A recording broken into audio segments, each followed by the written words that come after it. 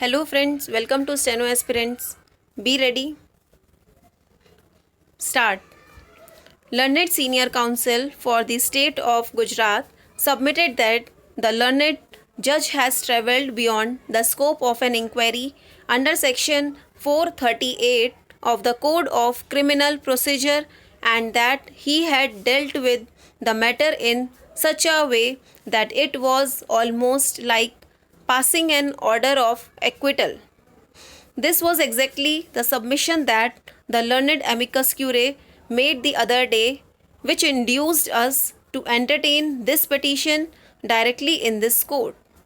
Learned Senior Counsel for the State of Gujarat also submitted that there was no proper application of mind by the learned sessions judge to all the facts available and considering the gravity of the offence, the circumstances surrounding the transaction and the position occupied by the respondent, it was a fit case for refusing anticipatory bail. This was a case where custodial interrogation was a must.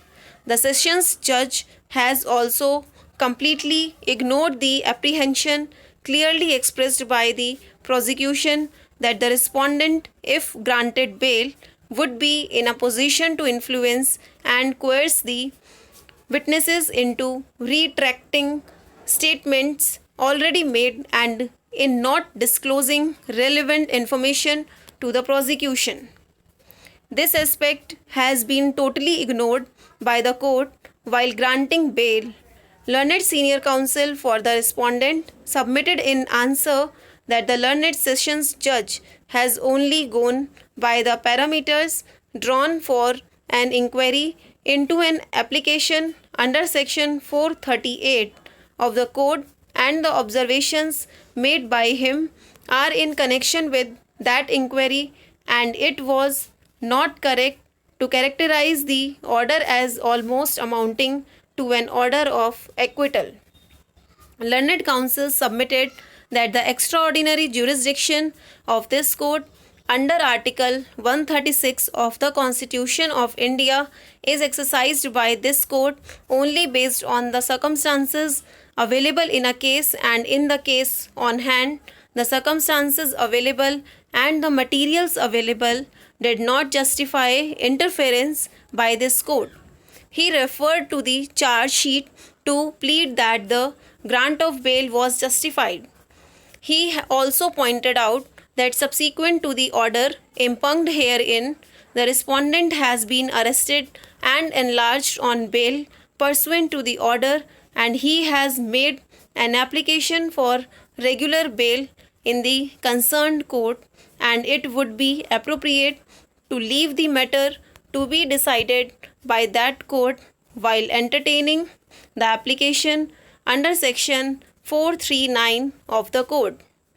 We think that in view of the fact that the application for regular bail made by the respondent is pending before the concerned court, it would not be appropriate for us to go into the various aspects projected before us. All the same, we think that the approach made by the Sessions Court in granting anticipatory bail to the respondent leaves much to be desired. The apprehension that the respondent is in a position to influence, induce, or coerce witnesses to desist from furnishing relevant information to the investigating agency cannot be considered to be imaginary, and the court ought to have considered that aspect seriously before granting anticipatory bail. The court also should have considered the need put forward for custodial interrogation of the respondent for finding out what exactly happened to Kosarbi or how she met with her end. Suffice it to say that in the circumstances we are inclined to interfere with the order granting anticipatory bail to the respondent but only to the limited extent of setting it aside and leaving the bail application of the appellant to be dealt with by the trial court in accordance with law and after taking note of all the relevant aspects. Stop. इसकी PDF और difficult words के लिए आप Telegram channel join कर सकते हैं. Thank you.